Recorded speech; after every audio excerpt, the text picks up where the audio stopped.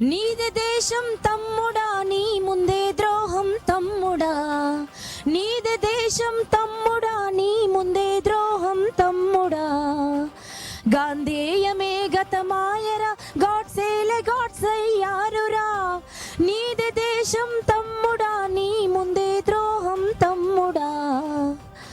రంకెలేసే రాజకీయం రాజ్యమేలే రాక్షసత్వం, రంకెలేసే రాజకీయం రాజ్యమేలే రాక్షసత్వం. కుండపోతగా కుంభకోణం దండుగాయే నిండు ప్రాణం, కుండపోతగా కుంభకోణం దండుగాయే నిండు ప్రాణం. నీది దేశం తమ్ముడా నీ ముందే ద్రోహం తమ్ముడా. విజయనగరం జిల్లా తోటపల్లి ప్రాజెక్ట్ కోసం సర్వస్వాన్ని కోల్పోయి పునరావాసం నష్టపరిహారం కోసం పడిగాపులు కాస్తున్న ఇక్కడి పేద ప్రజల గోడును విందాం పదండి. ప్రస్తుతం నేను విజయనగరం జిల్లాలోని తోటపల్లి ప్రాజెక్ట్ దగ్గర ఉన్నానండి. జలయజ్ఞంలో భాగంగా అత్యంత ప్రతిష్టాత్మకంగా 1,20,000 ఎకరాల భూమికి సాగునీరు అందిస్తామని, ఇక్కడి పరిసర ప్రాంతాలకి తాగునీరు అందిస్తామన్న హామీతో పుట్టుకొచ్చింది ఈ ప్రాజెక్ట్. ఇక్కడ ఊర్లన్నీ సస్యశ్యామలం అయిపోతాయని, పచ్చని పంట పొలాలతో కలకల్లాడుతాయని, ఆనందంతో ఉక్కిరి బిక్కిరై ఉబ్బి తబ్బిబ్బై ఇక్కడి ప్రజలు ఆనందంగా తమ పంట పొలాల్ని ప్రభుత్వం చేతిలో పెట్టేశారండి. ఎకరాన 10 లక్షల రూపాయలు విలువ చేసే భూమికి ప్రభుత్వం కేవలం ఎకరాకి 1,00,000 రూపాయలు మాత్రమే చేతిలో పెట్టింది. అది దఫాల వారీగా చేతిలో పెట్టింది. ఒకప్పుడు ఆసాములుగా బతికినటువంటి రైతులు ఇప్పుడు రైతు కూలీలుగా మారిపోయారు. ఆకలి బాధ తట్టుకోలేక కన్నీళ్ల పర్యంతమై ఉద్యమాల బాట పట్టారు. అలా ఉద్యమిస్తే వాళ్ళ గుండెకి తుపాకీ గుండును గురిపెట్టి వాళ్ళపై కేసులు పెట్టి వాళ్ళని జైల్లో పాలు చేస్తోంది ఈ ప్రభుత్వం. ప్రతిసారి ఎన్నికల ఎజెండాలో ఇక్కడ తోటపల్లి ప్రాజెక్ట్ ముంపు బాధితుల సమస్యల పరిష్కారం ఖచ్చితంగా ఉంటుందండి. కానీ సమస్యలు తీర్చే నాయకుడు నాదుడు ఒక్కడు కూడా లేడు. ఇన్నిసార్లు జరిగింది, ఇక జరగబోదండి. ఈసారి ఎన్నికలు రాబోతున్నాయి. ఈసారి ఇక్కడి ప్రజల గుండె గొంతుకై మేం కొట్లాడబోతున్నాం. ఇక్కడి నాయకుల్ని నిగ్గదీసి అడుగుతాం. న్యాయం జరిగే వరకు పోరాడతాం.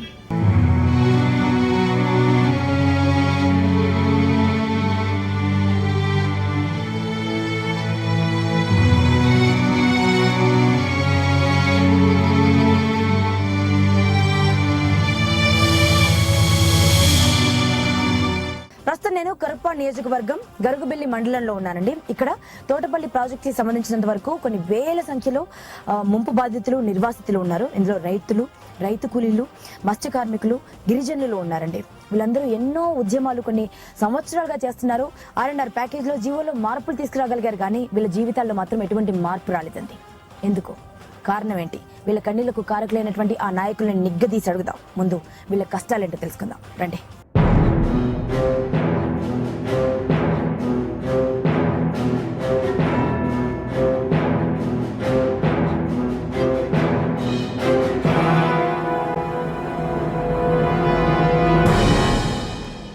ఒక 10 ఎకరాలు ఉండే రైతు గవర్నమెంట్ 10 లక్షలు ఇచ్చింది. ఇక్కడ 10 ఎకరాలు ఉండే రైతుకు గవర్నమెంట్ 10 లక్షలు ఇచ్చింది. ఇచ్చిందా? ఒకసారి ఇచ్చిందా? ఒకేసారి ఇచ్చిందా? 10 లక్షలు. అయితే ఇక్కడ రేటు 1 ఎకరా 10 లక్షలు ఉంది. అయితే భూములు కొనలేక ఇబ్బంది పడిపోయి 10 ఎకరాలు పోయిన రైతు నిర్వాసితుడైపోయి కూలీనాలి చేసుకుంటూ కటిక దరిద్రాన్ని అనుభవిస్తూ ఉన్నాడు. అంటే 10 ఎకరాల పంట చేసుకునేటువంటి రైతు ఇప్పుడు రైతు కూలీగా మారిపోయాడు. ఇక్కడ ఎంతమంది దగాపడ్డారు, ఎంతమంది నమ్మి వాళ్ళ భూములు అప్పచెప్పారు, ఎంతమంది వరకు వాళ్ళకు కావాల్సినటువంటి డబ్బు రాలేదు. మా ఊర్లో సుమారు 100 ప్యాకేజీలు ఉండిపోయి మేడం. వాళ్ళేమొచ్చి పొట్టకూలి కోసం విశాఖపట్నం వెళ్ళి వాళ్ళేదో కూలి కోసం బయటకు వెళ్తే ఊర్లో లేరని ప్యాకేజీలు తీసారు మేడం. ఊర్లో లేరని ప్యాకేజీలు తీసేశారు. ఆయనకి ఇల్లు ఉన్నాయి, పెంకిటిల్లు, పెద్ద ఇల్లు ఉన్నాయి, కళ్ళాలు ఉన్నాయి, భూములు ఉన్నాయి. అవన్నీ ఉండి ఈ ఊర్లో లేరని కారణంతో వాళ్ళు పూర్తిగా ప్యాకేజీలే తీసారు మేడం. మరి వాళ్ళ ఇల్లు అంతా జప్తు చేసుకున్నారా? ఇల్లుకి డబ్బులు ఇచ్చారు మేడం. కానీ ఇల్లు పోయాయి. కానీ ఇల్లు కట్టుకోవాలంటే ఆ ఇంట్లో ఉండలేడు, కొత్త ఇల్లు కట్టుకోలేడు, ప్లేస్ ఇవ్వమని. అదే నాయకులు ఏం చెప్తారు, మేమే మీకు ఇల్లు కట్టిస్తాము, మీరు ఎలాంటి ఇల్లు అలాంటి ఇల్లు కట్టిస్తామని అంటారు కదా. ఏ నాయకుడు మా ఇంటికి వచ్చి మా ఊరు వచ్చి మీకు ఇల్లు కట్టేస్తాము, మీ తరపున పోరాటం చేస్తాము, రోడ్ల దగ్గర ఇల్లు ఇస్తామని ఇంతవరకు అనలేదు. మాకు 60 సంవత్సరాలు స్వాతంత్రం వచ్చి 60 సంవత్సరాలు అయింది, మా ఊరికి రోడ్లు లేదు మేడం. ఇంకా కావాలంటే ఇప్పుడు చూడొచ్చు, మొత్తం గుమ్ములే. కానీ ఇప్పుడుకైనా రోడ్డు వేయాలి, ఆ ఊరికి ఓటాడడానికి వెళ్తున్నాం, రోడ్డు వేయాలనేసి ఏ నాయకుడు రాలేదు. మరి ఏ మొహం పెట్టుకొని వస్తారు? కనీస సదుపాయాలు కూడా కల్పించకుండా మీ దగ్గర ఉన్నటువంటి భూమిని లాక్కొని మీ భవిష్యత్తును లాక్కొని మీ దగ్గర ఏ అధికారంతో రాబోతున్నారు ఓట్లకి? ప్రతి రాజకీయ నాయకుడు చేసేటటువంటి మొట్టమొదటి పని ఏదైనా ఉందంటే తోటపల్లి ప్రాజెక్ట్ అనేటటువంటిది ఒకటి ఉంది. దీన్ని అడ్డం పెట్టుకుని ఈ రోజు కంప్లీట్ చేసేస్తాము, ఈ సంవత్సరం కంప్లీట్ చేసేస్తాము, రేపు కంప్లీట్ చేసేస్తాము అనేటటువంటి ఒక ప్రలోభాన్ని కల్పిస్తున్నారు. అత్యంత దారుణమైనటువంటి సంఘటన ఏంటంటే మా బ్రతుకు కోసం మేము పోరాడితే మీ భూమి కోసం, మా భూమి కోసం, మా భుక్తి కోసం ఉన్న భూమి పోయే, దున్నే భూమి పోయే, ఉన్న ఊరు పోయే, ఉన్న ఊరు పోయే, దున్నే భూమి పోయే, నోటి కాడకూడు తన్నుకు పోయే. ఏమి రాజ్యమండి, ఏమి రాజకీయమండి, ఏమి రాజ్యమండి, ఏమి రాజకీయమండి. నోరెత్తపోతే తొంతున్నారండి, నోటు కాడకూడు తన్నుకు పోతున్నారు. ఓటు కోసమని నోటు చూపిస్తారు, ఓటు కోసమని నోటు చూపిస్తుంటారు. ఓటర్ అంటేనే అనాదాయండి. ఇలా ఉన్నదండి రాజకీయ నాయకుల పరిస్థితి. గుండె చెరువైపోతుంది కొన్ని సందర్భాల్లో. అందుకే నేను ఒక సందర్భంలో కోసే కత్తులు, పొడిచే పాములు, కాల్చే నిప్పుల లోకంలో నేనొక వింత, నాకొక చింత, నా వెనకే ఈ ప్రపంచమంతా. నేను అరిస్తే శంఖారావం, నేను అరిస్తే మహాప్రవాహం. కనబడలేదా నాలో ఆకలి ఆర్తారావం, దరిద్ర గుట్టు వెలి తాండవం అని అంత ఎమోషనల్ ఫీల్ అయినటువంటి సందర్భాలు అనేకం ఉన్నాయి. మీ సమస్య కూడా నిర్వాసితుల సమస్యల పరిష్కారం కాలేదండి. సుమారు 10 సంవత్సరాలు అవుతుంది. అనేక రకాలుగా కలెక్టర్లతో సహా, మంత్రులతో సహా, ఎమ్మెల్యేలు, ఎంపీలు అందరూ వచ్చి మేము ప్రాజెక్టు కడతాం, ల్యాండ్స్ ఇవ్వండి అని చెప్పారు. నిర్వాసితులకి ఇక్కడ స్థానికంగా ఉన్నటువంటి ఇప్పుడు మంత్రి గారు, ఎమ్మెల్యే గారు ఇక్కడ ఉన్నారు. వీళ్ళేమో నిర్వాసితులకు అన్యాయం జరగనము, ఇది ఒక పునాది, ఒక సమాధానం చెప్పేసి ప్రజలు నమ్మిస్తే మేమందరం నిజంగా చప్పట్లు కొట్టాం. పల్లానికి 1,85,000 రూపాయలు ఇస్తామన్నారు. అలాగే మెట్టికి 1,35,000 రూపాయలు ఇస్తామన్నారు. ఇస్తామని చెప్పిస్తే మేమందరం ప్రాజెక్టు భూములు ఇవ్వడానికి అంగీకరించాము. మన ఊరు బాగుపడుతుంది లేని ఒప్పుకున్నారు మీరందరూ. ప్రాజెక్ట్ వచ్చిందంటే లక్షల ఎకరాలు సస్యశ్యామలం అయిపోతాయి. ఒప్పుకున్నా కూడా వాళ్ళ తర్వాత మాకేం తెలియదు అని చెప్పేసి ₹1,00,000 రేట్ ఇచ్చారు. ఆ ₹1,00,000 రేట్ ఇచ్చినందుకు అయ్యో గవర్నమెంట్ ఇప్పుడు అంటుంది, రేపు మనకేం చేస్తుంది అని చెప్పేసి అని మేము నిలదీసి అడిగాం. ఒక కలెక్టర్ గారు వచ్చి ఇది నా ఏరు, నా ఇష్టం, మేము ప్రాజెక్ట్ కడతాం, మీరు కలెక్టర్ గారు వచ్చి ప్రజల దగ్గరకు వచ్చి నా ఏరు మేము కడతాం. అప్పుడు సిద్ధార్థ గౌతమ్ గారు కలెక్టర్ గారు అన్నారు, అయ్యో ప్రజలు ఇప్పుడు ఎలా అంటారు, రేపు మనకి ఏం చేస్తారని చెప్పేసి పెద్ద ఎత్తున ఒక 7,000 మందితో మేము నిర్వాసితులుగా పోరాటం చేస్తే ఆ రోజు నిర్వాసితుల మీద కాల్పులు జరిపారు. అలాగే కేసులు బనాయించారు. ప్రధానంగా ఇప్పటికి కూడా కొన్ని గ్రామాలకి ఇళ్ల స్థలాలు ఇవ్వలేదు. 10 సంవత్సరాలు అవుతుంది. ఇప్పుడు ఉన్న ఇల్లు పడిపోతుంది, వర్షాలకి తడిచిపోతున్నాం, వానల్లో కొట్టుకెళ్లిపోయి చావాలో బ్రతకాలో తెలియని పరిస్థితులు ఉంటే ఇప్పటికి కూడా ఇళ్ల స్థలాలు మాకు ఇవ్వలేదు. ప్రధానంగా కొన్ని గ్రామాలకి ఏమైనా అడిగితే మీ నిర్వాసిత సమస్యలను పరిష్కారం అయిపోయి అని చెప్తున్నారు. ఎప్పుడో 2001లో అంటే అంతకు ముందే కొన్ని దశాబ్దాలుగా దీనిపై సర్వే చేసి జపాన్ నుంచి రకరకాల శాస్త్రవేత్తలు వచ్చి దీనికి భూమిని సేకరించి ఇక్కడ ఉన్నదంతా సస్యశ్యామలం చేస్తామని 2004లో శంకుస్థాపన చేశారు కదా. శంకుస్థాపన చేసినటువంటి 7 సంవత్సరాల లోపలే ప్రాజెక్ట్ కంప్లీట్ అయిపోతుంది. ప్రతి ఒక్కరికి పంట పొలాలు పచ్చగా ఉంటాయి. ఇక్కడ పేదరికం మొత్తం నిర్మూలన గావిస్తామన్న హామీతోటి ఈ ప్రాజెక్టు మొదలెట్టారు. ఇప్పుడు ఈ నేతలు పెట్టినటువంటి ప్రాజెక్టు పూర్తి అవ్వట్లేదు. ఇంకా 1,20,000 ఎకరాల స్వప్నం తీరట్లేదు. దానికి పోగా మీ చేతిలో చిల్లి గవ్వలేక మీరు అడుక్కు తినే పరిస్థితి. మంత్రి బొత్స సత్యనారాయణ గారు పెద్దగడ ప్రాజెక్టు శంకుస్థాపన చేసి అంటే జాతికి అంకితం చేసేటప్పుడు మేము చెప్పాం, గిరిజనులు అక్కడ ఉన్నటువంటి వాళ్ళంతమంది కూడా ఎక్కువ గిరిజనులు, అలాగే ఈ ప్రాజెక్ట్ లో గిరిజనులు ఉన్నారు, గిరిజనులు అంతమంది కూడా భూమికి భూమి ఇవ్వాలని చెప్తే భూమికి భూమి ఇస్తామని చెప్పేసి ఆమె చూపించి పట్టాదారు పాస్ పుస్తకాలు కూడా ఇచ్చారు. ఎక్కడికి డమ్మీ పట్టాదారు పాస్ పుస్తకాలు అంటే పేరుకే సర్వే నెంబర్ ఉంది, కానీ పొలం ఎక్కడ చూపించమంటే ఈనాటికి కూడా చూపించలేని పరిస్థితి. ఎక్కడున్న గిరిజనులు కనీసం అది కూడా లేదు. పాస్బుక్లు కూడా ఇచ్చారు, డమ్మీ పాస్బుక్లు ఇచ్చారు. దాంట్లో పొలం లేదు, ఉత్త పుస్తకాలు ఉన్నాయి. అంటే పథకాల వరకు మాత్రం హామీలు అయితే పథకాలు పేపర్లలో కనిపిస్తాయండి, పన్నుల్లో కనిపించారు అనమాట. అలాగే ఈ ప్రాజెక్ట్ లో రీహాబిలిటేషన్ ఎవరైతే అయిపోతారో వాళ్ళంతమంది గిరిజన కుటుంబాలకి చేపలు పట్టుకున్నటువంటి శాశ్వతమైనటువంటి రైట్ కూడా కల్పించమని చెప్పేసి జీవో 68లో ఉంది. దాన్ని కూడా కల్పించమని ఈ రోజుకి చెప్తున్నప్పటికి కూడా పై ప్రాంతాల నుండి వచ్చి ఇక్కడ చేపలు పట్టించడానికి మిగతా కాంట్రాక్ట్ తీసుకుంటారు తప్ప ఇక్కడ మాత్రం ఈ గిరిజనులకి హక్కు కల్పించాలి. దానికి కూడా పోరాటం చేసాపం ఆ గిరిజనులకు కూడా అదే రకమైన హక్కుని కల్పించాలి. ఆ రకంగా శాశ్వతమైనటువంటి ప్రాతిపదికన ఈ నిర్వాసితులకి అన్ని సమస్యలు పరిష్కారం కాకపోతే ఇప్పుడు ఏదైతే ఎంతవరకు అడ్డుకున్నామో జాతికి అంకితం చేయడం కష్టము. ఎందుకంటే ఇచ్చినటువంటి కాంపన్సేషన్ ఇచ్చినటువంటి జీవన భృతి అయిపోయింది. ప్రజలు ఏ రకంగా రానున్న 2-3 ఏళ్ళు అందరూ కూడా ఊరు విరిచి విశాఖపట్నం కాదు మద్రాసు ఇంకా దేశాలు దాటి వెళ్ళిపోయిన పరిస్థితి ఏర్పడింది. కాబట్టి వలస పక్షులే వెళ్ళిపోతారు ఇంకా అందరూ. కాబట్టి వలస పక్షులు వెళ్ళిపోవడానికి తోటపల్లి నిర్వాసితులుగా సిద్ధంగా లేరు. నిర్వాసిత గ్రామాలలో అత్యంత సౌకర్యవంతమైన గ్రామం ఏది అంటే పిన్నింటి రామనాయుడు వలస గ్రామం. ఈ రోజు అత్యంత దుర్భరమైన స్థితిని ఎదుర్కొంటున్న గ్రామం ఏది అంటే పిన్నింటి రామనాయుడు వలస గ్రామం. కారణాలేంటి? ఎందుకు అంటే మా ఊరి నుండి బస్సు సౌకర్యం లేకుండా చేసేసారు. ఇప్పుడు పూర్తిగా రోడ్ కట్ చేసేసారు. మా ఊరికి బస్సులు రావట్లేదు. ఎందుకు మీ అక్కడి నుంచి కదలనన్న పాపానికి పని మేము చేశారా? కథలనే పాపన కాదు, యాక్చువల్ గా మాకు నిర్వాసిత గ్రామాలకు ఇవ్వాల్సిన స్థలాల గురించి మేము పోరాడినప్పుడు మా ఊరికి ఇంకా స్థలాలను కేటాయించలేదు. ఏమైనా స్థలాలు ఏవి అని అంటే అడుగుతూ ఉంటే అధికారులు అంటున్నారు కోర్టులో ఉంది, అది స్టేలో ఉంది, అది క్లియర్ అయితే గానీ మీకు మా స్థలాలు ఇవ్వటం అనేటువంటిది కుదరదు అని అంటున్నారు. మరి అలాంటప్పుడు మా ఊరికి స్థలాలు కేటాయించకుండా మమ్మల్ని షిఫ్ట్ చేయకుండా మా ఊరికి సౌకర్యాలను ఎలా కట్ చేస్తారని మేము ఇది ఇక్కడ ఒకటి గమనించాలండి. సుప్రీం కోర్టు ఒక చట్టాన్ని చేసింది. వీళ్ళందరికీ ఎవరి దగ్గర అయితే నిర్వాసితులుగా మారుతున్నారో వాళ్ళందరికీ రిహాబిలిటేషన్ చూపించిన తర్వాతే వాళ్ళ భూములు తీసుకోవాలి అనేది ఒక లెక్క ఉంది, ఒక చట్టం ఉంది. కానీ దాన్ని పట్టించుకున్న నాయకుడు ఇప్పటి వరకు మన భారతదేశంలో పుట్టలేదండి, ఒక్కరు కూడా లేదు. ప్రతి ప్రాజెక్ట్ కట్టినప్పుడల్లా ప్రతిసారి ఇదే కన్నీళ్ల కథ. విడోస్ అనే వాళ్ళు ఉన్నారు. ఇప్పుడు భర్త చనిపోయిన భార్య ఉంది, కొడుకు దగ్గర ఉంటుంది. ఒక విలేజ్ లో ఆవిడకి వాళ్ళ కొడుకు ఇద్దరికి ప్యాకేజీలు ఇచ్చారు. కొన్ని విలేజ్లకు వచ్చేసరికి అలా ఇవ్వదు. Same examples. ఆయనకి ఏంటి అర్థం ఉన్నాయి, నాకు అదే అర్థం ఉన్నాయి. మా అమ్మకి ఇచ్చారు, నాకు ఇచ్చారు, మా అమ్మకి ఇవ్వట్లేదు. తనకి ఇచ్చారు కానీ ఇలా అమ్మకి ఇచ్చారు. ఇక్కడ ఎందుకు ఇచ్చారంటే అది మా రూల్ మా ఇస్తా ఉంటారు అంతే. వాడికి ఏమన్నా ముట్ట చెప్పాలా ఏంటి? ప్యాకేజీలు ఇచ్చే వాళ్ళు కూడా ఏమన్నా ముట్ట చెప్పాలా? అలాంటి కూడా జరిగాయి అంటండి బాబోయ్. లేదు అలాంటి జరిగాయి, అలాంటి కూడా జరిగాయి. అంటే మీకు ప్యాకేజ్ రావాలంటే వాళ్ళకు కూడా ఒక ప్యాకెట్ అందాలంట. అందాలి. ఎక్కడ అన్యాయం రా బాబోయ్. ఈ 6.5 ప్యాకేజీలకు కూడా ప్యాకెట్లు అందాలా? 50,000 వస్తే 25,000 అధికారులకు ఇవ్వాలి. 50,000 వస్తే 25,000 అధికారుల చేతులకు వెళ్ళాలి. అప్పుడే మీకు ఆ 50,000 వస్తాయి. మీ తరపున మీ నాయకులను నిగ్గదీసి అడగడానికి వెళ్తున్నానన్నా, మాక్సిమం పోరాటం చేద్దాం. ఒకవేళ మీ అందరి కోసం ఆయనకి టీవీ ముందు మా టెలివిజన్ ముందు నేను మాట తీసుకుంటాను. అది చేయకపోతే మీ ఉద్యమంలో మీతో పాటు మొత్తం మీడియా అంతా ఉంటుంది.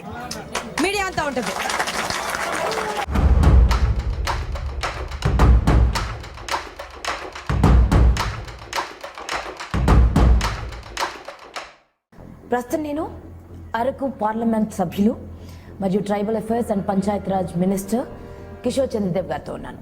నమస్తే అండి, నైస్ టు మీట్ యూ. జలయజ్ఞం ద్వారా 400 కోట్లు మినహాయించడం జరిగిందంట. అందులో మేజర్ ప్రాజెక్టు తోటపల్లి. ఇందులో 18 గ్రామాలు కంప్లీట్ ముంపులకు గురైనాయి. అండ్ 7 ప్రాంతాలు అంటే 7 గ్రామాలు ఏమో పాక్షికంగా ముంపుకు గురవుతున్నాయి. వీళ్ళందరినీ ఒక హామీతో వేరే చోటుకి తీసుకెళ్లడం జరిగిందండి. అంటే R&R ప్యాకేజీలో ఉన్నటువంటి అన్ని నిబంధనలని, అన్ని ప్యాకేజీలని మీకు వర్తించేలా చేసి మిమ్మల్ని తీసుకువెళ్తామని 10 లక్షల రూపాయలు విలువ చేసే భూమికి ₹1,00,000 అది ఇన్స్టాల్మెంట్ బేస్లో ఇచ్చారట. అది ఏ రకంగా న్యాయం? ఇంతమంది గోడున ఉద్యమాల బాట ఎందుకు పట్టాలి మీరందరూ ఉండగా? 2004 సంవత్సరం ముందు 2004లో నేను శంకుస్థాపన జరిగింది. 2004లో నేను ఎలెక్ట్ అయ్యాను, శంకుస్థాపన జరిగింది. దానికి ముందే బిట్వీన్ 1999 నేను 2000 వరకు ఇప్పుడు జరిగింది. అప్పటికి నేను ఎంపీ కాను. 2000 వరకు నా రాజ్యసభ సభ్యత ఉండేది. దాని తర్వాత నేను ఎంపీ కానప్పుడు కూడా అప్పుడున్న ముఖ్యమంత్రి గారికి అనేక ఉత్తరాలు నేను రాసి ఇక్కడ రైతులకు కూడా వాళ్ళు ఒక అవేర్నెస్ తెచ్చి ఆ రోజే ఈ ప్రాజెక్ట్ ని వ్యతిరేకించడం జరిగింది. కరెస్పాండెన్స్ అంటే కావాలంటే కానీ ఈ ప్రాజెక్ట్ ని ఇక్కడ ప్రజలు ఆహ్వానించారండి, వ్యతిరేకించలేదు. దానికి గాను వాళ్ళు పొలాలను ఇచ్చారు. కానీ రీహాబిలిటేషన్ పేరిట దానికి ప్రజలు ఎందుకు ఆహ్వానించారు? ప్రజల్ని కూడా మిస్లీడ్ చేయడం కొంతవరకు జరిగింది.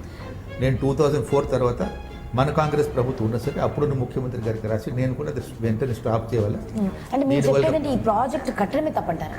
కట్టడం పూర్తిగా తప్పు. పూర్తిగా తప్పండి. పూర్తిగా తప్పు. It's completely wrong.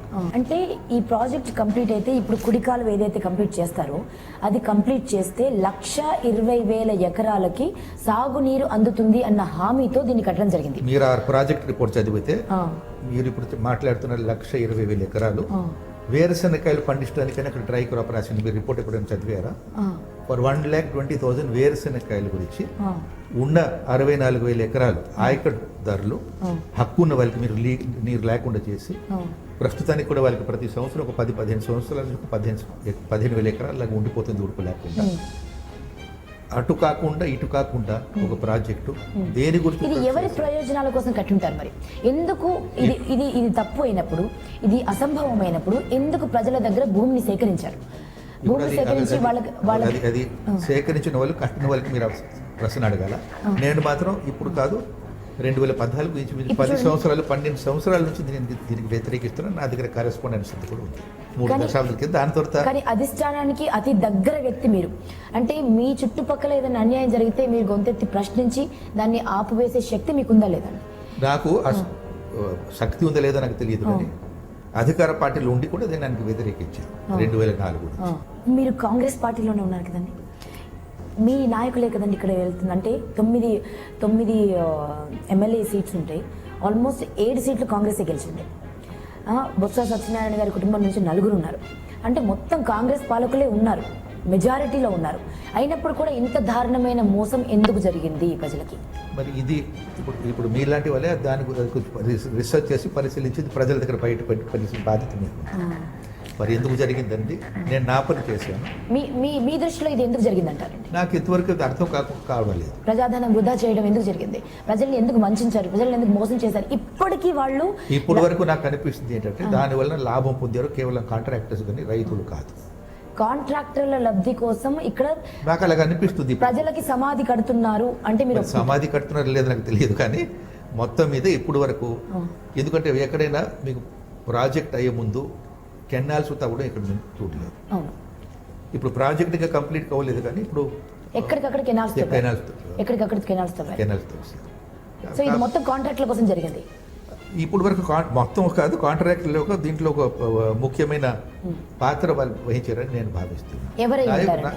ఎవరై ఉంటారు అది నాకు తెలియదు. ఇప్పుడు అసలు నేను ఆ లైన్లో లేదు కాబట్టి ఎవరు కాంట్రాక్ట్ లేదు. దీనికి మాత్రం ఇప్పుడు ఇటువంటి విషయాలు వచ్చేసరికి దీంట్లో ఒక మరి ఈ పార్టీ ఆ పార్టీ అంటూ కాక అన్ని పార్టీలు కూడా కలుపుకుని చేస్తున్నారంటారు. అన్ని పార్టీలు కూడా అటువంటి వ్యక్తులు, అన్ని పార్టీలు అందరూ నేను అన్నాను. అన్ని పార్టీలు యొక్క దీంట్లో పాత్ర ఉంది. ఎందుకంటే ఇది టీడీపీ టైంలో స్టార్ట్ అయింది, కాంగ్రెస్ వచ్చిన తర్వాత వాళ్ళు ఆపలేదు, ఇంకా కంటిన్యూ చేశారు. ఇప్పుడు చూస్తే 15 సంవత్సరాలు అయిపోయింది, ఇప్పటి వరకు నీరు లేదు. మీరు చూసి ఉంటారు ఇప్పుడు తోటపల్లిలో ఇప్పుడు అక్కడ స్టాక్ కూడా లేదు. ప్రతి ఒక్కరికి నిర్వాసితులందరికీ వాళ్ళకి ఒక స్థలాన్ని ఏర్పాటు చేసి వాళ్ళకి భక్తిని చూపించి భూమిని చూపించిన తర్వాతే వాళ్ళకు ప్రాజెక్టు కట్టాలి అని. అంటే సుప్రీంకోర్టు ఆదేశాలు ఉన్నప్పటికీ కూడా వాటి ఉల్లంఘన జరిగింది. ఆ సమయంలో నేను అప్పుడున్న ముఖ్యమంత్రి గారికి రాశాను. ఎవరికి రాశారు? రాజశేఖర రెడ్డికి రాశాను, మా పార్టీ ముఖ్యమంత్రి. అవును. వారు నాకు అప్పుడు ఫోన్ చేసి మీరు ఒకసారి హైదరాబాద్ రాగలుగుతారా, ఒక ఇరిగేషన్ డిపార్ట్మెంట్ మీకు మీటింగ్ పెడతాం. అయితే నేను చెప్పి నేను తప్పకుండా వస్తాను, మీరు కూడా అక్కడ కూర్చోవాలి. నేను చెప్పిన ప్రశ్నలకు వాళ్ళు సమాధానం ఇవ్వగలిగితే, నాకు కన్విన్స్ చేయగలిగితే with datas and with figures మీరు చేసుకోండి. లేకపోతే నేను చెప్పింది మాత్రం నా మాట వినేసి మీరు ఇది ఆపాలి అని చెప్తే ఇదిగో అదిగో చెప్పి అసలు మీటింగ్ పెట్టలేదు. అప్పుడు మన ఇరిగేషన్ మినిస్టర్ కూడా కాంటాక్ట్ చేశారు, అసలు మీటింగ్ జరగలేదు, నాకు పిలవడం లేదు వాళ్ళు. దాని తర్వాత నేను డీటెయిల్గా నేను రాసిన ఉత్తరాలు కూడా నా దగ్గర ఉన్నాయి, కావాలంటే మీరు కాపీలు మీకు ఇస్తాను. 10 సంవత్సరాల రికార్డ్ నా దగ్గర ఉంది.